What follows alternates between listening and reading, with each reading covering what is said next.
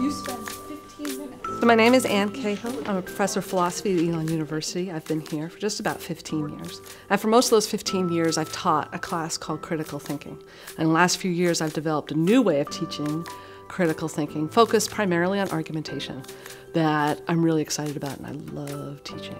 I've boiled down all of the critical thinking material about argumentation I was teaching into 10 cumulative steps. The students work through those 10 steps at their own pace. For the steps, you'll have one person who's on step 6, one person on step 5, one person on step 8.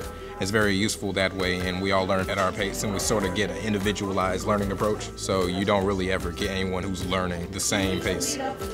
The design of the course is set up so that you spend as much time on each step as you need to learn it.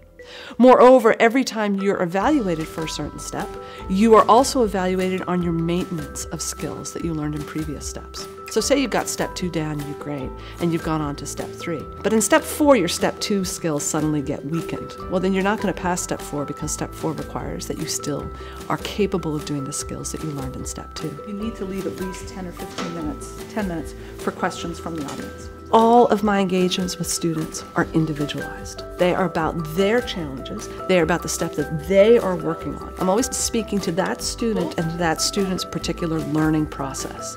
I like it a lot because there's no deadline, so if you have other work, you can do that for a week and then focus on this another week, so it's definitely more flexible with your schedules.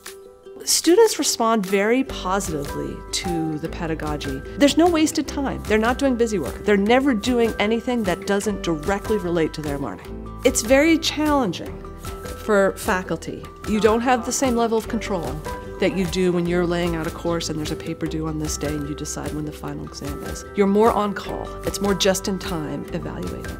This approach only works if I can get feedback to students certainly within 24 hours. If they have to wait any longer than that, the learning is not going to progress as it should. Most faculty, especially if they love teaching, love being there at the moment where a student learns something. And in this approach, I'm there with every student at every step. So it's really quite addictive to see someone grasp something that you think is really crucial to their intellectual development. Okay, that makes sense. Right?